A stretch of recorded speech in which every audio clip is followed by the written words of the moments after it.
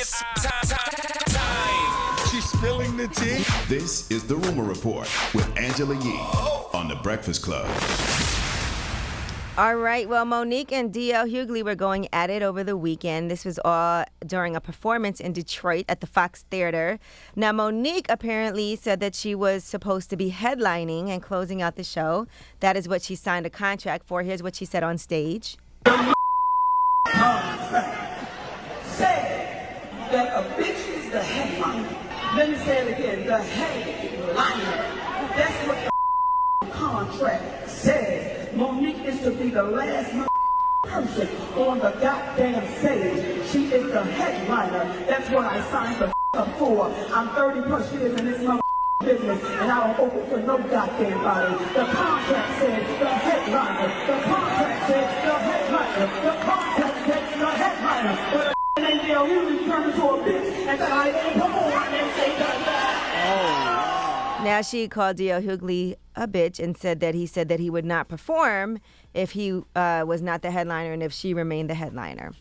This turned into a whole thing where D.L. Hughley then responded and said, all you have to do is check the order of names on the ticket stub from last night and you'll see who's confused. Against my better judgment over the objections of my team and 4 other occasions where I said no, I decided to take a chance and work with Monique. Oprah was the problem. Tyler Perry was the problem. Charlamagne was the problem. Steve Harvey was the problem. Lee Daniels was the problem.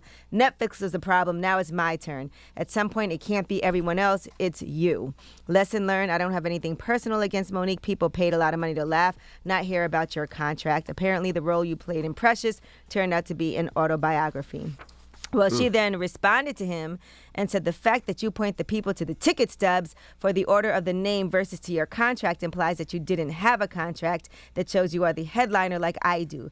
Either show your contract or be quiet. Stop messing with people who have never messed with you and who once considered you a comrade in comedy. But I thank you, DL, because you're the reason why I fight for my people like I do. Anytime you open for the Kings of Comedy and I was a headliner for the Queens of Comedy and you think you should close the show over me is a prime example of the bias that black women have to deal with in this business. I won't even discuss awards. I love us for real. And then he did show his contract, which he then said was a deal memo and not a contract. And she also said, if you notice, mine has signatures and DL does not. What type of ironclad agreement doesn't have the signatures? And then he commented on her performance agreements. And it was just a lot of messy back and forth with the two of them, I guess, on who was supposed to be the headliner. To me, it feels like an issue with whoever was promoting the show, not making things clear between the performers. But somehow this has turned into a whole public dispute with the two of them posting their contracts, their deal memos, contracts issued from their management company. Well, question, who closed the show? DL. Oh, DL closed. Oh, so she did it before DL got on. Mm-hmm. I agree with you, man. Sounds like an issue that should be taken up with the promoter. Sounds like the promoter promised them both the same thing. Right, and it looks like his deal was signed the day after hers. After hers, right. Hers was on March 28th. His was on March 29th. And people will put it in their contract that they have to be paid the most, that they have to headline a show. And if the promoter agrees to that and signs it, then that's what it's supposed to be. But I don't know what they promised Monique, if they promised her the same thing, but it feels like there was some type of lapse in communication. But it doesn't feel like something they should be talking to each other about, in a way. But yes, so hopefully this is all laid to rest now. And some good news, Tyler Perry has a new $100 million mega mansion that he is building in Atlanta. Motivation. 2,100 acres, 8 bedrooms, 12 bathrooms, 40,000 square feet. And it's over $100 million for him to be able to build that. Now, if you want to live in a mall, just say you want to live in a mall, Tyler Perry. I think about it, 8 bedrooms. You know what size those bedrooms are going to be? Yeah, that's to be 8 There's amazing only 8 bedrooms in that house? Yes.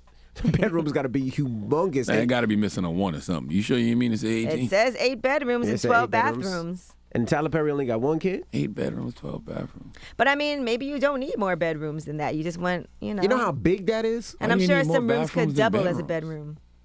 Why do you need more bathrooms than bedrooms? Well, for guests. Like, when people come in the house, you usually have 2, 3 bedrooms. Then you have a bathroom by the pool, maybe. Bathroom by the pool. You got a bathroom in the basement, a couple in the basement. But at any rate, looks pretty amazing. It does. I'm dropping the clues about Tyler Perry. He just out here acting his wage. And that's, And Tyler only got one kid. Just imagine all that space for one kid. He out here acting his wage. I love it. Okay. all right, now let's talk about T.I.'s son since we're in Atlanta. King, congratulations to him. He graduated over the weekend. But then he also had an incident at the Waffle House where he went on live and apparently he was having a heated exchange. And here's what happened.